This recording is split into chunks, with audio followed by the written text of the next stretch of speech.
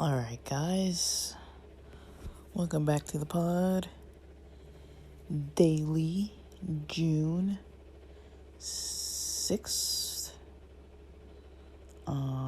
Tuesday, 2023. Yeah, today was kind of chill. I was kind of trying to just follow up with some stuff, so I'm gonna see what happens after this job interview I scheduled for Friday. Doctor's appointment Thursday. I thought it was Wednesday, but I checked and it's gonna be Thursday. I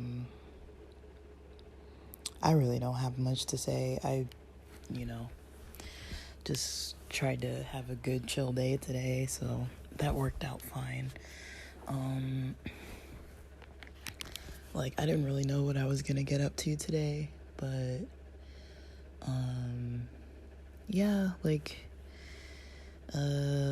I've been enjoying my solo style kind of day. Just kind of was on the phone for quite a bit trying to get some stuff done with selling the car and this job interview, and I gotta call somebody else back tomorrow for some thing. I can't remember what it's called, but someone called me. I think it's about some school. I don't know. I've been doing a lot of job applications, so I'm getting kind of annoyed that I'm getting I think Indeed sells your information, or some of these places sell your information when you apply, because I'm I keep a list of the places I apply to, but this place that's calling me back isn't a place that I applied to for school or anything. It was for work, so I don't really know. I kind of just didn't feel like calling them back, honestly, because I was back and forth on the phone with a couple other places today, and I was just like, oh my goodness, so I just kind of laid low today, trying to do all the stuff that I need to do kind of from home, a little bit of paperwork. I did some paperwork stuff last night, a lot of paperwork yesterday, actually. I got a lot done. I'm not doing way too much, and yeah,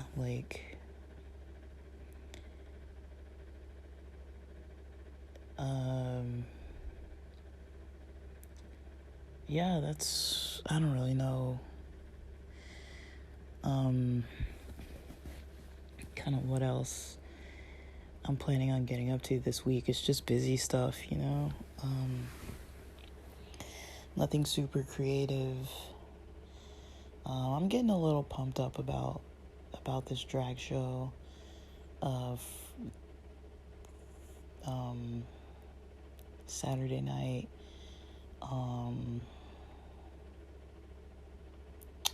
So yeah, I'm gonna get ready for that. I don't know what I'm gonna wear. I'm thinking of some options of styles, but I don't really know yet for sure. Got a couple things in mind though.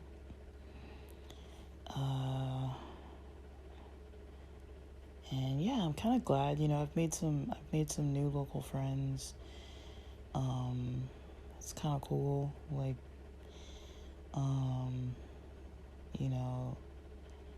it's always nice to make local queer friends. That's always nice. But I know, I'm mostly focusing on career related stuff, and it's kind of hard for me to really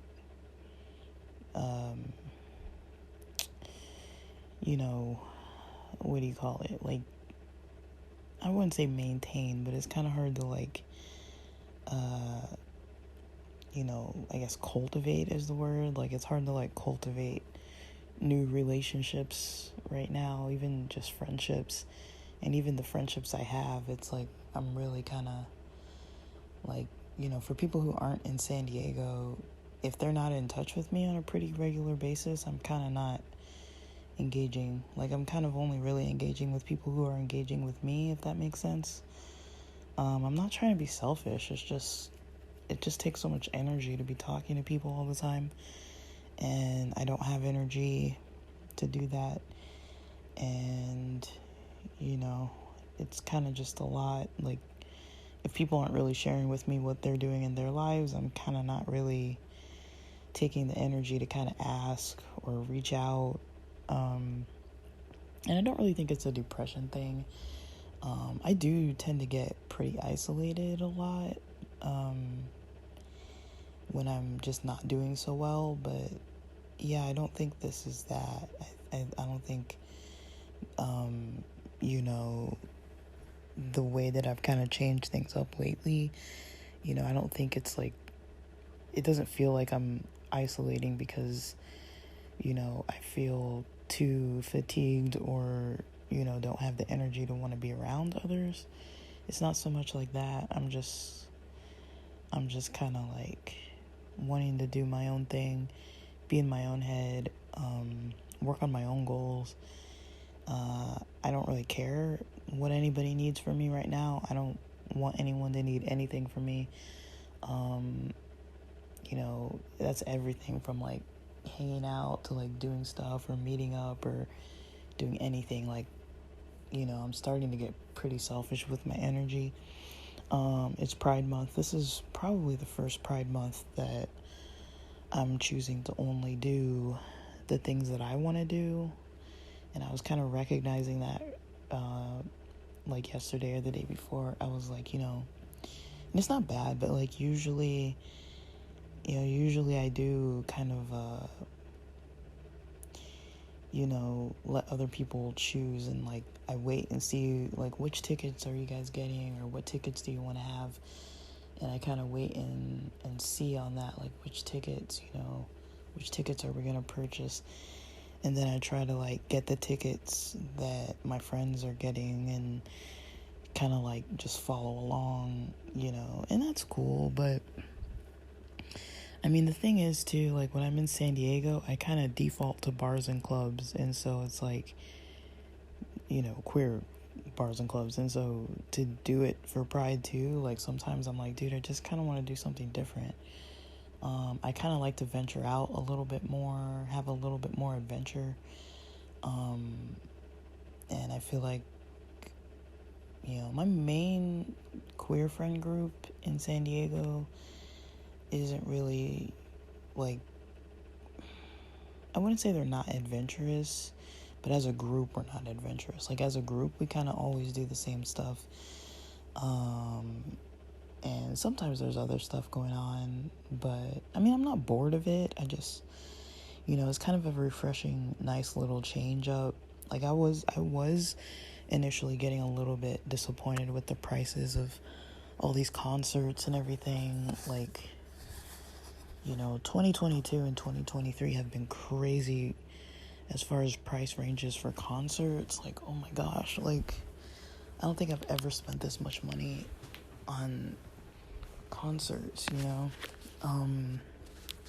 festivals, you name it. Like, it's all like super heavy priced. And I know people are trying to make up for, lost wages. People are trying to, everything costs so much more now. It's like,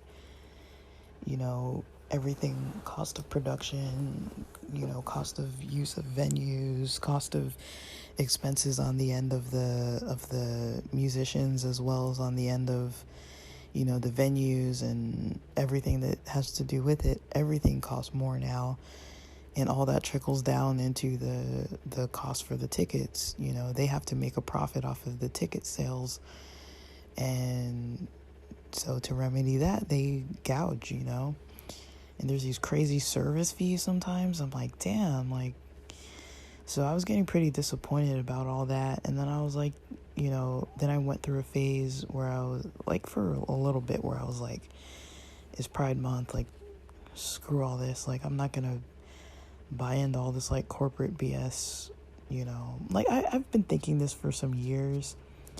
I'm not trying to get all negative about it, but and I think with it being Pride Month, I do need to post more Pride Month relevant content, because it is relevant to my life for sure.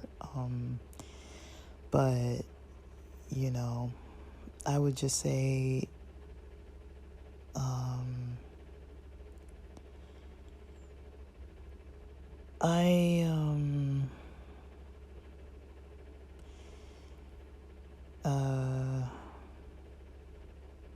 like, yeah, in LA I've kind of calmed the party down, which is kind of hard to do because LA has some good freaking parties. But it's kind of a weird shift for me. It's like I'm kind of participating in more wholesome activities.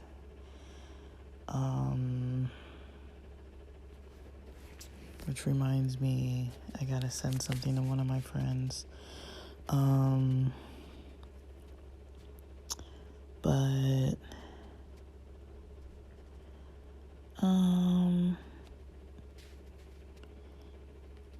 yeah.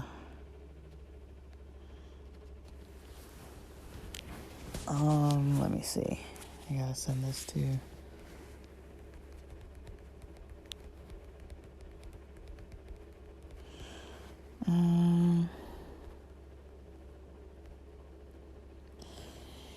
And then, yeah,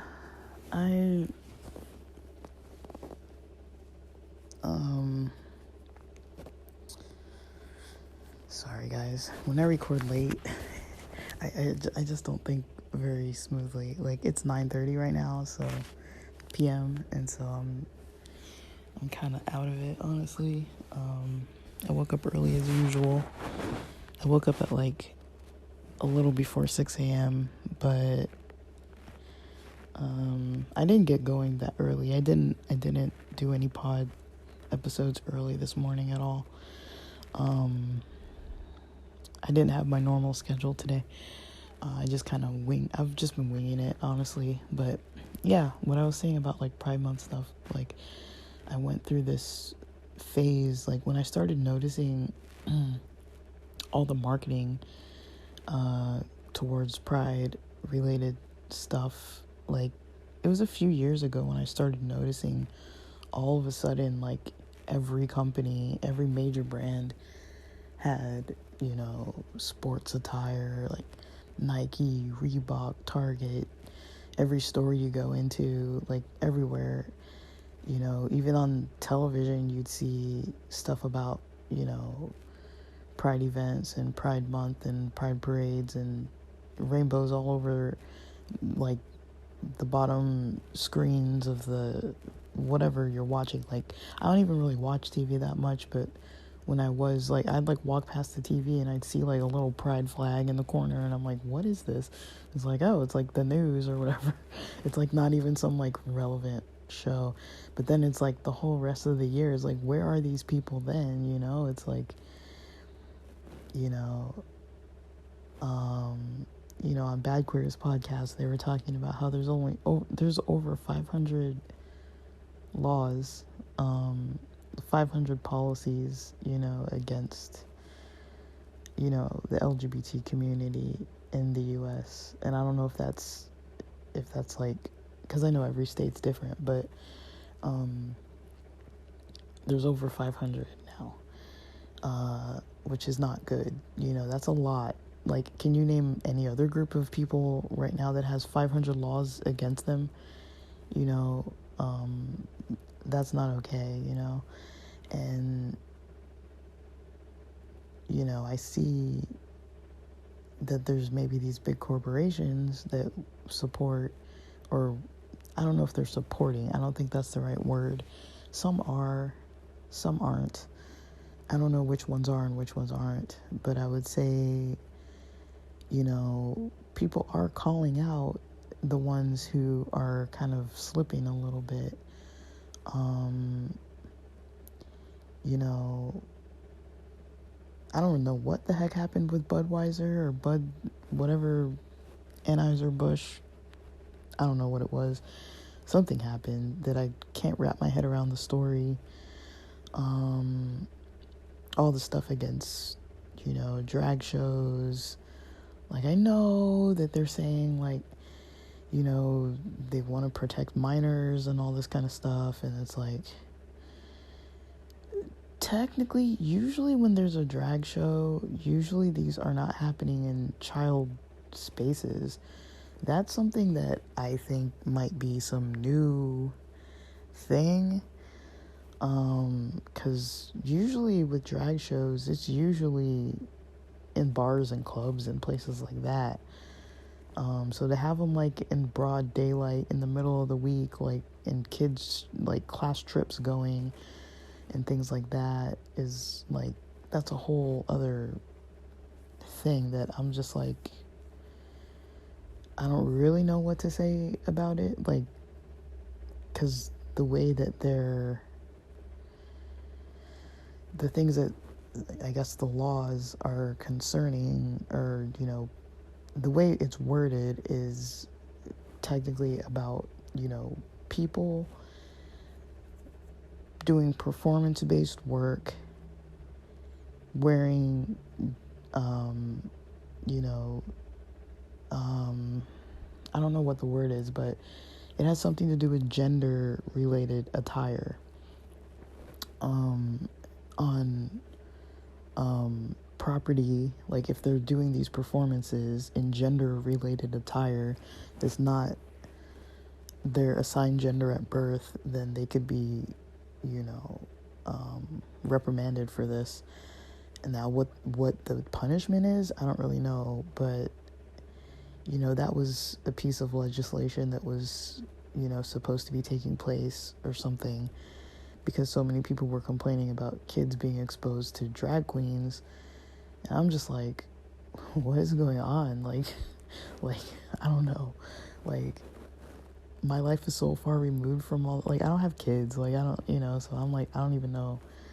But, I know that there were some drag queens reading, children's stories on TikTok or something.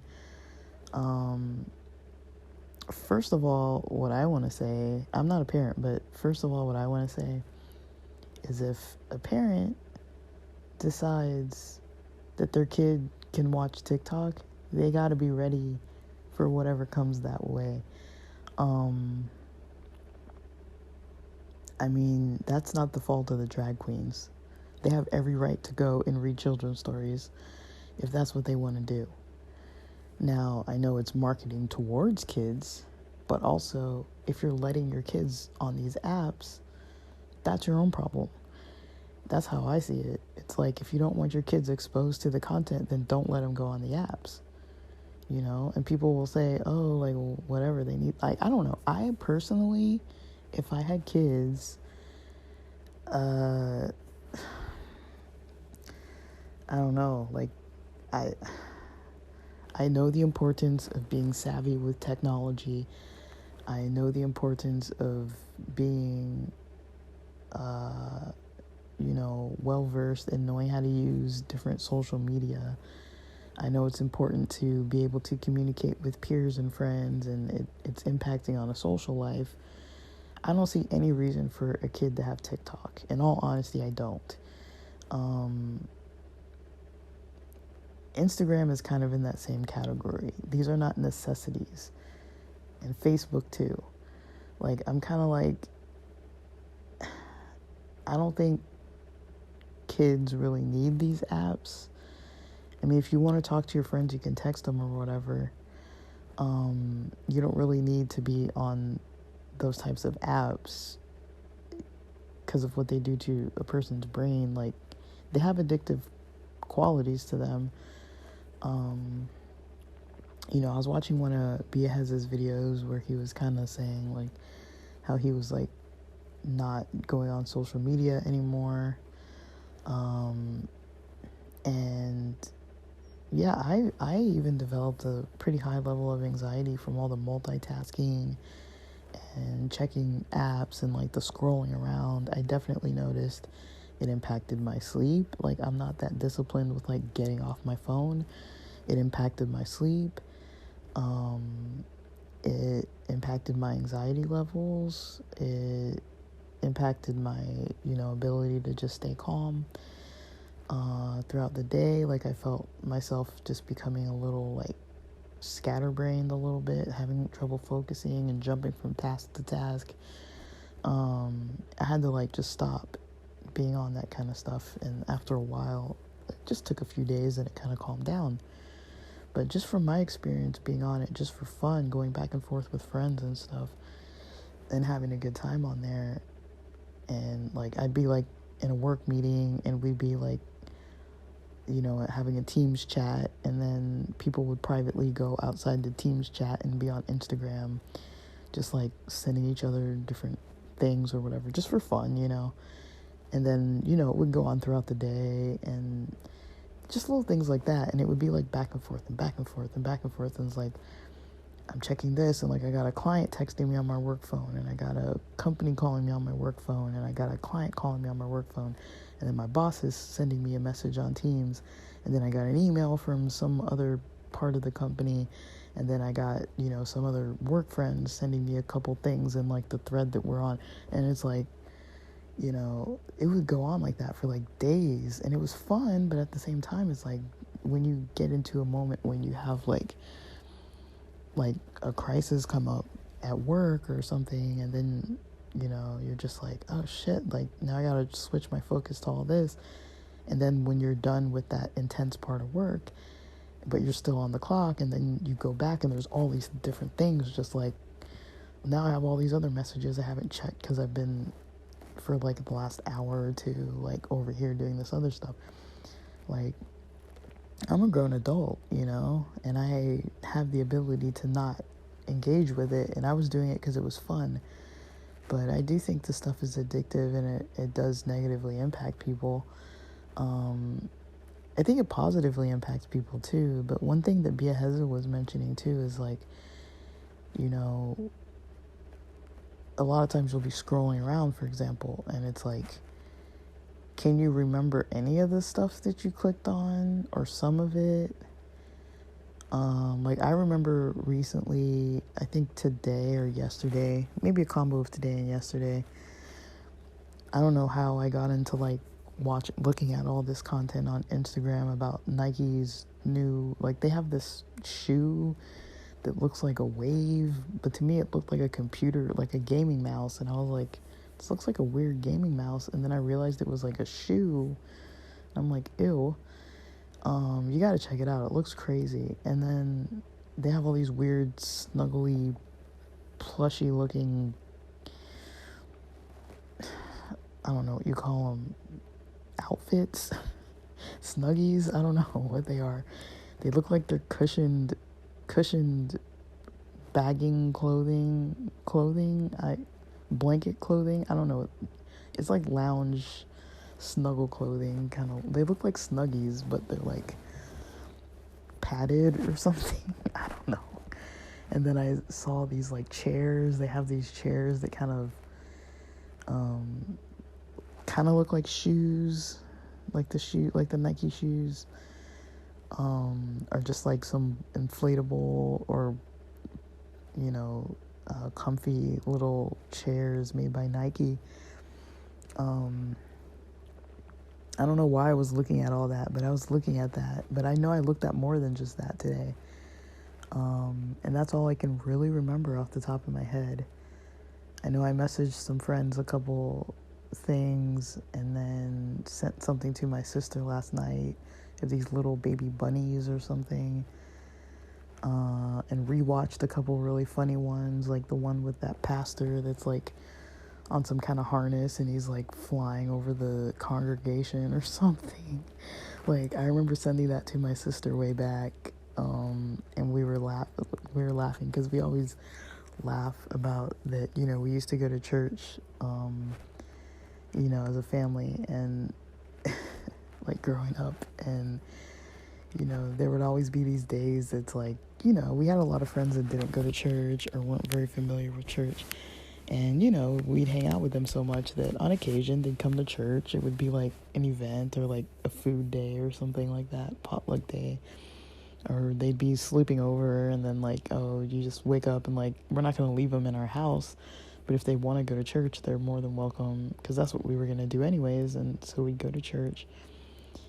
And we always would laugh that like on the day that you bring your friends to church, that's always the day where they have some awkward, embarrassing thing going on, that's like not a normal church service. So I sent that to her with that little clip of the pastor on a harness flying up above the congregation back towards the stage or whatever. And I was like, bring your friend to church day. It's like, this is the kind of thing that happens when you bring your friends to church. It's like, it just happens to be the day where like the weirdest thing is going on. I remember once bringing one of my friends to church who had gone multiple times. And this day, it was, this is like probably 15, 20 years ago. On this day, it was like an interactive, you know, resurrection week, kind of like, it was like Easter themed, but like, you know how a lot of churches have different rooms for like the little classes and stuff. And so each room, instead of having the sermon, each of those rooms had some kind of theme of like what might have happened at the Last Supper, or what might have happened, you know, before that, or like, you know, what, you know, different rooms, you know, different things related to Jesus or whatever. Like there was like, I guess there was like sand where you could like write your sins in the sand or something. And there was, I don't know if that was even related to this, but yeah, there was like a room with like palm fronds, and a room with like, you know, like, I don't know, there were all these different kind of things that you could like look at, and like they put some effort into it, but it was strange. Like it wasn't a normal like go to church, you know, have the songs, have all the little parts in between with the offering and prayers and all these different things, and then there's a sermon and you go home. Like, and whenever this friend would come to church, it was always some weird thing that was just like not like a regular service. And he was always like, why is your church always like, your church is weird? And I'm like, I know it's weird, but this isn't normally how it is. Like, you just happen to come on the days where they have some weird creative thing going on that's like really awkward.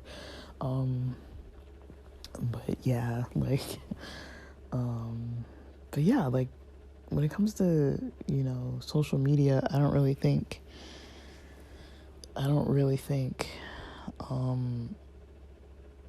mean, I don't know. I don't really have kids, so I don't really know how I would feel about it. But I think I would worry about my kids being online, getting access to stuff that I don't even know what they're watching. I don't know what they're looking at. I don't know what they're viewing. Like, you know, most of us, you know, millennials who grew up, you know, way back in the day, like most people had like a desktop.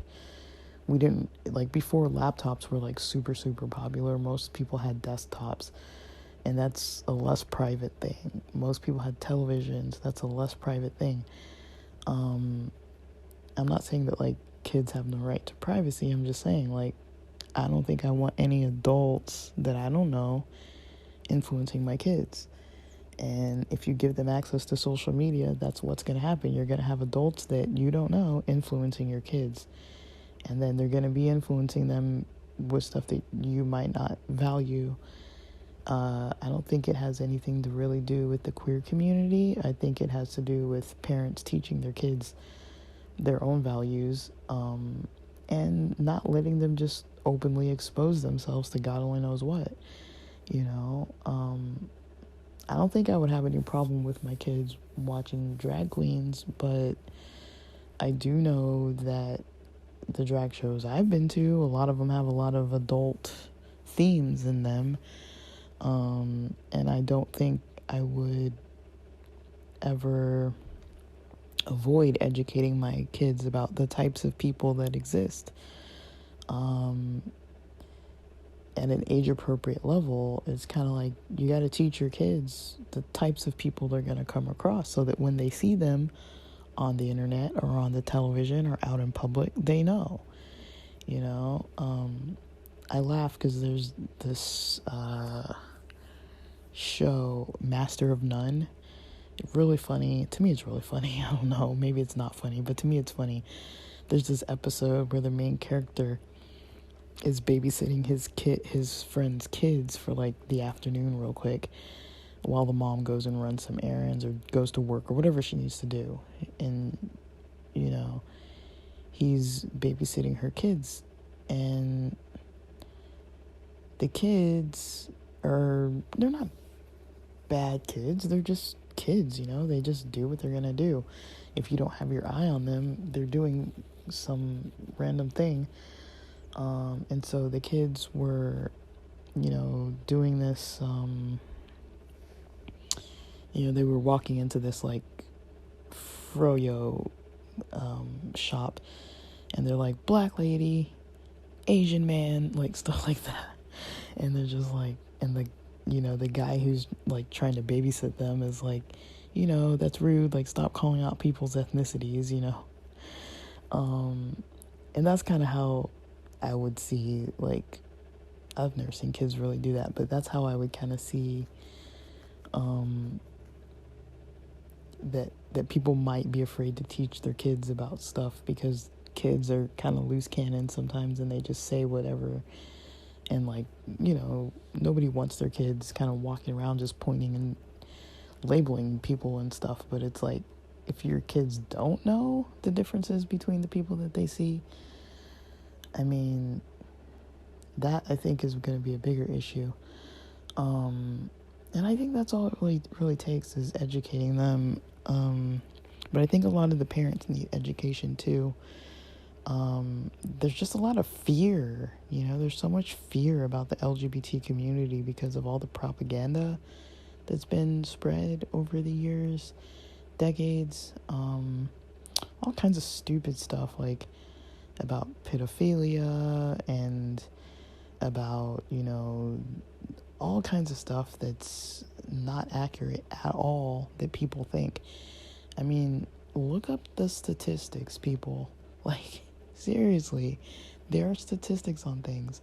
Like, you know, there's all these themes that people were taught that are not accurate. You know, a person's not necessarily gay because their mother, you know, like if a man is gay, that means that his mother had some kind of issue, or if a woman is a lesbian, that means that, you know, there was some issue with, like, a man in her life, like her father. I mean, that's BS, you know. You know, gay people aren't more likely to be, you know, pedophiles or rapists or molesting people or taking advantage of people. That's a whole other type of people that are doing those things, that have different kinds of illnesses going on. This has nothing to do with the LGBT community. Is there some overlap? Like, of course there's going to be people in the LGBT community that have different types of illnesses that would lead them to do that stuff, as well as in the hetero community that would lead them to do that stuff. But it doesn't mean that the majority of, you know, LGBT people are like that. That's not accurate thinking at all. Most people don't know, not most people, but a lot of people who are prejudiced against LGBT people, the people that they're prejudiced against, they don't know anybody like that. A lot of people don't know trans people. They don't know any. They don't socialize with them. They don't associate with them. Most of the people that I know that I've met who are prejudiced don't know anybody who is like that, or they don't know anybody who's openly talking about it. Like, I've had friends that were LGBT friends that were prejudiced, against trans people. And they would say things around other people that I knew, were trans, but they didn't maybe look like it on the outside. And I'm just sitting there, like, head in hand, like, oh my gosh, like, this person needs to shut up, But people just reveal their own ignorance. And, they can be prejudiced, and, there's still prejudice even in the LGBT community. There can be prejudice against trans people, prejudice against different ethnicities of people, prejudice against bi people. There's all kinds of weird prejudices that, a lot of times people just take these ideas that they're taught and run with it. When I was growing up, the idea about bi people that I heard people say more was that, like, bi people are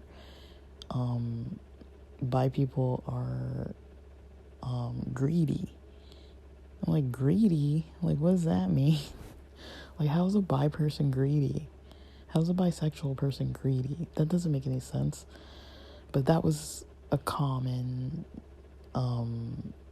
thing that people were saying. And then, when you're in the LGBT community, you hear people say, oh, I would never date a bi person because I'm insecure about them, leaving me for someone of a different gender. And it's like, what does that have to do with anything? Like, anybody could leave you for somebody of a different gender. Like, it doesn't matter what their gender is. Like, none of that matters. Like, anybody can at some point in their lives leave you. You can be a woman dating, you can be a hetero cis woman dating a hetero cis man, and both of you are hetero, and one of you breaks up with the other one and leaves for someone of a different gender. That can happen with hetero couples too. Like, it's, who knows? Like, it's not, like, I think it's an ego thing. I don't think it has anything to do with, like, bi people at all. I think it's just people get insecure. They think it's going to make them look bad or whatever if somebody leaves them for someone of another gender. Maybe they feel like, oh, that gender of person has something that I can't give them because maybe they're really effeminate, or maybe they're really sensitive, or maybe they're really masculine or really muscular, or have different body parts that, another person can't give you because they don't have those body parts. And maybe that's more the insecurity. It has nothing to do with the bisexual people. Like, they didn't do anything. They're not more likely to cheat. Like, that kind of stuff is just BS. Like, there's so many myths that need to be debunked that, when I start coming across things like some of the newer legislation, I'm like, what is really going on here? Like, what is it really? What it really is a bunch of people trying to dictate, to everybody else what they need to do. Something else I heard on that pod was, they were talking about, there's some politician in Texas that, is pushing a lot of anti-LGBT legislature. He's pushing a lot of it. But then he learns about these laws in Uganda that are against, like, LGBT people, and sentencing of people who are, caught doing certain things. Like, if you're in a homosexual relationship or something like that, you can get, I think it's like, you can get like 20 years in prison based on how many times you've offended, if that's the word, like how many times you've broken the law by being gay. You can get in trouble for being gay. And whatever that looks like in that country.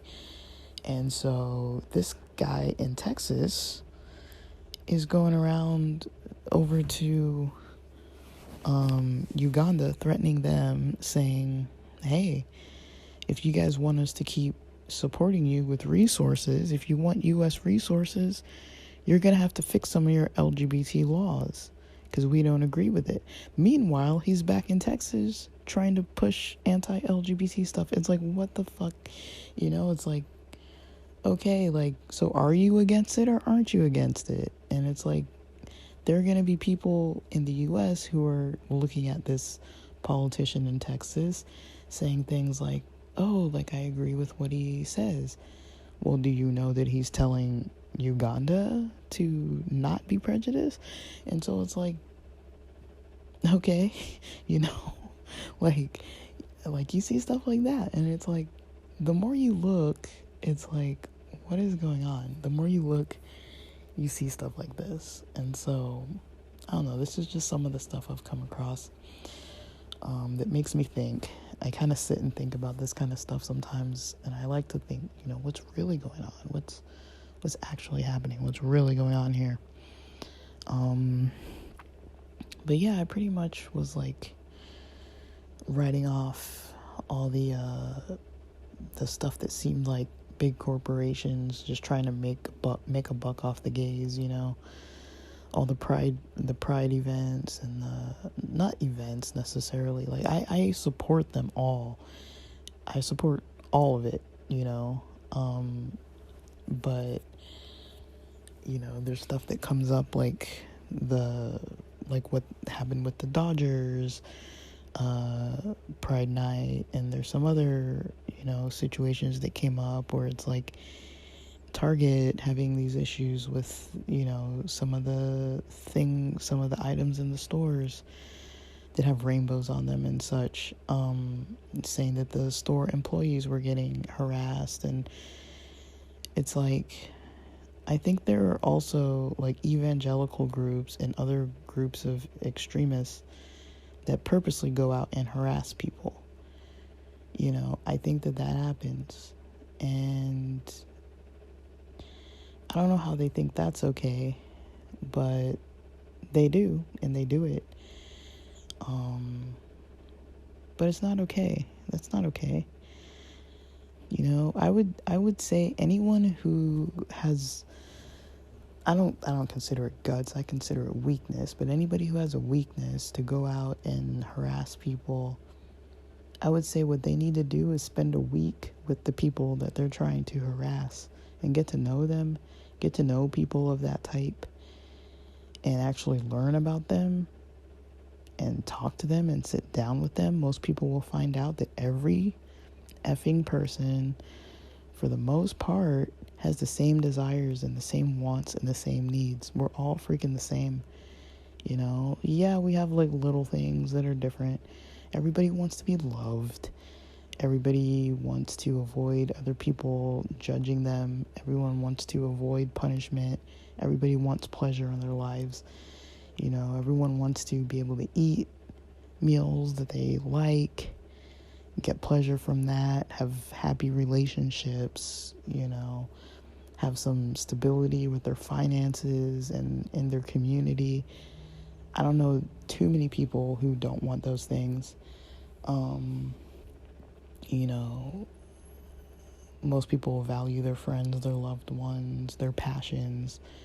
And outside of that, it's all just fluff, it's all just little bitty differences that just make us all unique, so that we're not all the same robot, It's like, it's just a little flair. Like, I don't really see what the big deal is, but, there's some people out there that can't stand it. They can't stand someone being different from them. It's hard for me to kind of not be prejudiced against prejudiced people. Like,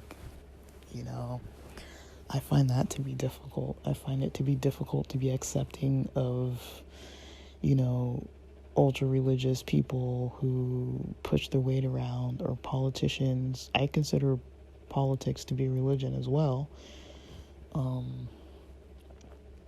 But politicians, to be, they've got a lot of corruption. A lot of these major corporations too can be easily brought down. by something as easy as a rainbow. I mean, it's kind of sad to say, but it's true. It's true. It's sad, and yeah, like it's definitely, when I hear people or see people say a lot of stuff that they say, it's kind of like, where are they getting this from? Like, it's ignorance. Like, they're not like, oh yeah, I used to have these trans neighbors who I lived next to, and we were best friends, and we got along really good and lived next to each other for 5 years and had barbecues and cookouts, and we would babysit each other's kids and like house sit for each other when we go out of town. And then all of a sudden there was some big thing that sparked some argument, and now I hate trans people, and I'm prejudiced now because of that. Like, you don't hear stories like that. Usually people are like, I've never met a trans person, I don't know one at all, never talked to one, never seen one, don't personally know any of them, but I hate them. It's like, really?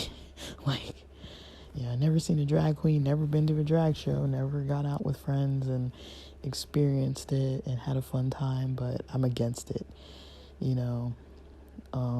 Never met a gay person, never had a close gay friend, but I don't like them. I think it's wrong. I think it's disgusting. It's like, really, guys? Really? That's kind of what I see and hear. Usually all the hatred comes from fear. And the fear comes from just laziness of not getting to know people. I mean, the internet is pretty broad, guys. I mean, there's, if for people who don't know, who want to know, I mean, the center, if you look up the center in your neighborhood or nearby cities, most cities have an LGBT center. Most LGBT centers have events that have virtual, like online, like Zoom related activities that you can kind of join in on, support groups and whatnot. I mean, you can join a group. You can go online and join a group for like once a week for like a month and listen to people talk and see what they have to say, hear about their experiences, talk to people. Even if you don't want to meet people in person and you don't know any LGBT people, you can be exposed to them, to the culture, to their stories, to their lifestyle, to their lives, and learn. There's no excuse anymore. There's no excuse. I mean, there's no excuse. Like, I don't think there's any excuse for me to not know a certain type of people. I mean, if I said I never knew any Muslims, that would be weird. Like, I live in a city in LA. Like, that would be weird to not ever know any Muslims. That would be weird to not know any Jews. That would be weird to not know any Mexicans. It's like, what the fuck, Like, were you, like, living under a rock? Like, like, meet people, meet different people, and make up your mind for yourself if you're gonna hate them or not. It's gonna be kind of hard to find justification for hating a whole group of people when you know a variety of them. I can almost dare people to do it. It's just like, like, you can kind of see, okay, maybe certain communities of people might have certain values that I don't think are for me, but it's like, I never really saw why people can't get along. Like, even since I was a kid, like, I've always noticed that there's this fear in people, and I never really had that fear too much. Like, I don't know if it's just a personality thing. Like, I get excited when I meet people who are different from me. I get pretty excited about it, and I'm like, oh, cool, they're different. Like, I get to learn so much about what they're like and experience what it's like to hang out with somebody like that. And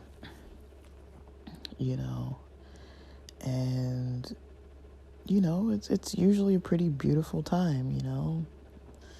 Like, I remember standing in line at an airport in airport security, and this guy, this was like a few years ago, and this man, like in a turban, like next to me, is kind of like, he's kind of like, oh man, like this is, I'm running late. This is going to be a hassle, because he already knew he's going to get searched, and he already knew it was going to be like a massive issue. He's like, well, I better take my medication now because, they're not going to let me bring it in. And I remember like just hearing him talk, like he's kind of talking to me, but we weren't like having like a deep conversation. He was just kind of explaining his experiences to me because we were kind of back in the line. And I was just like, damn, like that sucks, and I was kind of wishing him luck and hoping it went good for him. And he was kind of like, yeah, they're not going to let you in there with that belt. You got to take your belt off kind of thing. And I was like, oh, yeah, thanks for the reminder kind of thing. And, like, we're just, like, in line. Like, he was kind. And I don't really know, like, what exactly happened. Because I went through, and that was kind of the end of it. And this last time when I was at the airport, the most recent time in March, I was like, oh, like, okay, like I saw a lady in front of me with like a hijab, and it reminded me of that guy I saw with the turban way back, and I was just like, man, I wonder what her experiences are like at airport security. And I saw how, she went through, they kind of patted where her hair is and didn't make her take off the scarf or anything. And they let her through, and that was fine. Like, I'm just like, that's how it should be, like, she's not doing anything wrong. Like, if she is, they'll catch it, but it's like they weren't profiling her or anything. And I was like, cool, and that's kind of how it should be. People shouldn't have to be profiled. There shouldn't be always this like strange fear. I feel like if our country didn't have so many types of fears about people's differences, it would be just so much easier. But I feel like because people want to stay so separate and they're so afraid they'll kind of like get out of their boxes, and not be open-minded, like, to me, it just baffles me. Like, even if I see people living in a way that I'm like, that is weird, or that's not something I would do. Like, for example, there's people around the world that eat all kinds of things that I would never really have an interest in, like there's some countries where there's like rats as street food, like cooked rats. Like, I look at that and I'm like, that's probably not something that I want to try. Will I ever try it? Maybe, but it's not like something I desire. Like, I'm not like trying to go out of my way to eat it or anything. But you're not gonna see me like caring that much. If other people want to eat it, I'll probably just be like, I hope it's good, and it seems disgusting, but clearly they wouldn't sell it if people didn't buy it and people didn't eat it, so it must be good enough. But there's a lot of stuff that I might see that I might not understand, and I just can't imagine myself being so upset about what some other person that I don't even know is doing to a point where I'm gonna go and harass them. It's like these people who are harassing LGBT people, it's like they're harassing people they don't even know. Like, it's like, what? Like, they're harassing innocent people that they do not even know. It's not like this person TP'd their house or put like a bag of shit on their porch or something. Like, these people aren't doing anything to them, and they're just getting attacked. And it's like, really? Like, you can just see somebody and just want to attack them? Like, that comes from some other place. That is not, a person who's intellectually curious about different cultures. That is not a person who is challenging their thinking. I mean, the way I see things is like, it must take a lot of energy to attack another person who's innocently just walking by. They're not doing anything to you. You know, to go out of your way to get so angry to attack somebody just because they were kissing somebody and you happened to see it, or were holding someone's hand and happened to see it, or spoke with a certain accent, or did a certain mannerism, or wearing a certain kind of clothing, or had a rainbow pin on, you know, it's just, I don't know, a lot of this stuff can change. And, you know, somewhere down the line, I feel like these people were taught that it was okay to do that. They've developed so much hatred and fear in their heart that that's how they react, and that's pretty scary. You know, like I'm a member of multiple minority groups, okay, and so all of my groups have had their own situations going on. And you know, not that long ago there was a lot of heavy protesting about how black people were, you know, black people can't use the same restrooms as white people. Black people can't share the same water fountains as white people. Black people can't go to the same schools as white people, you know, don't get the same rights, can't have the same quality of anything.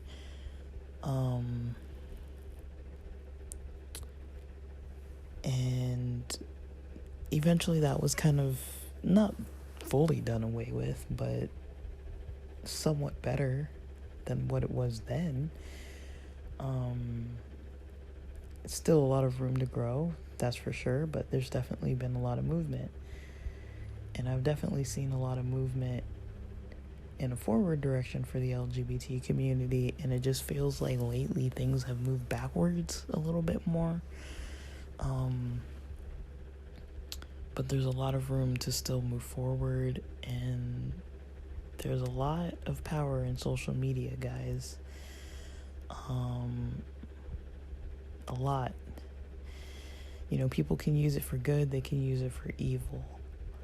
And I've seen a lot of people kind of using it for evil, but there's a lot of people out there that use it for good, you know. And I would encourage people, if they're prejudiced or if they know someone who's prejudiced, you know, go on YouTube and watch some videos and, you know, acclimate yourself. You know, it's possible to get more comfortable with different types of people. And, you know, people need to challenge themselves more. I really do think they need to challenge themselves more. And they, you know, it's a scary thing to do, but I think it's worthwhile. And yeah, I mean, I sit around thinking about this kind of stuff a lot. Like, I don't like to try and be like negative about, you know, people doing their own thing and living their own life. Like, I want to think that people are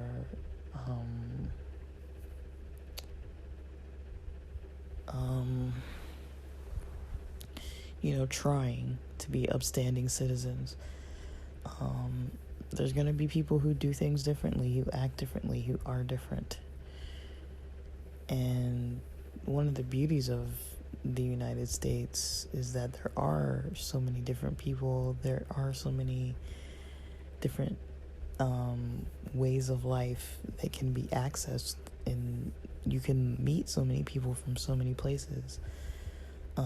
I've always been fascinated with that, but I understand that a lot of people were never around others, you know. And it's kind of interesting. It's just kind of interesting how people react when they're afraid. They will do all kinds of crazy stuff. It almost reminds me, you know, you see these videos on Instagram, these clips where there's like, you know, a cat that freaks out or something. Somebody sent me this video the other day of this cat that, like, I guess it goes outside and like there's like this little pool or jacuzzi or something, and it kind of steps in the water a little bit and realizes it's water and like freaks out It starts like hopping and jumping all over the place and like trying to get out of the water. Meanwhile, while it's trying to get out of the water, it's jumping around in the water and like jumping in, jumping out, like freaking out that it's gonna like get into the water. And I'm just like, that's kind of what it seems like.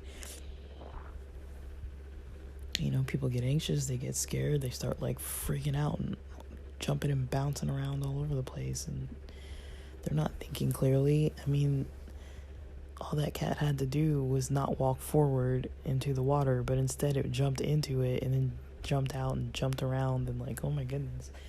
It's like, just chill. All people really need to do is chill sometimes. It's like, dude, it doesn't have to be that intense, like, I don't know, like, I have a hard time wrapping my head around different things like that, but I wish everybody in our LGBT community to feel safe, feel respected, feel seen, feel heard, feel at peace during this Pride Month, and hopefully everybody can find something that suits them, something that they're passionate about. For me, I'm mostly just gonna focus on my own stuff and the things I've been wanting to do. I love the party with my friends and stuff, but like I mentioned, this is it's gonna be a different year. Last year was weird too because there was Pride, but we were all still kind of like isolating or social distancing or whatever it's called, and I didn't know what to expect for this year, and so like it's good. I'm having a good time. I haven't gone to anything as far as events yet. I'm not gonna do that till Saturday, and then from Saturday through like the 24th, I'll pretty much be doing stuff, and it should be pretty exciting. And I don't know, check out some of the laws that are out there, guys. Like, I think this is a good month to become educated on stuff, participate in activism, positive activism that actually helps society, not activism that's bringing people down. But I think it's important. And yes, I am up on my soapbox today, but I think sometimes I'm not trying to be too politically correct. I gotta speak my mind, and I do have my own convictions on things of the way I live my own life, and I try not to live in a lot of hatred and deception and manipulation and just negative energies. I try to be very aware of all the negativity around me, but try to definitely spread more love than anything. Like, I'm not perfect at it, but I think most people who know me kind of get me and kind of get that I'm for them, like, when I don't see my friends, I miss them. Even if I don't talk to them, I'm gonna miss them. Like, I've had some messages from some friends this week, and that some people I've from San Diego that I've been missing, and it was nice to hear from them. And like, yeah, like, I'm ready to kind of get back down there, in all honesty. The whole process here in LA is taking a lot longer than expected, but also I'm getting a lot done, and still working on my health and stuff too, and learning a lot about myself along the way. So, all right, guys, I'm gonna move on to something else because it's getting late and I don't want to spend all night recording pods, but that's my daily episode for today. I had some stuff I needed to read today that I haven't read yet, so I'm gonna read the next section of what I need later on. Hopefully tomorrow. I don't really know yet. And then I don't know, I hope this doesn't rub people the wrong way. I'm just, it's kind of what's on my mind. I watch a lot of queer content, so I've been catching up with a lot of stuff, and it's always good to see, a lot of the creators out there that I kind of started listening to or watching their stuff, and seeing how a lot of them are very successful and doing big things for the community and for themselves. I love seeing it. I love it. I'm just loving it. I have a couple Patreons that I subscribe to, and it's amazing. And I mean, I like Jade Fox and Ashley Gavin. I subscribe to both of their Patreons. There's a lot of other, creators that I like, but those are two of the main ones that I follow. And yeah, it's some good stuff, but all right, I'm gonna cut this for now. That's it for now. Thanks for listening.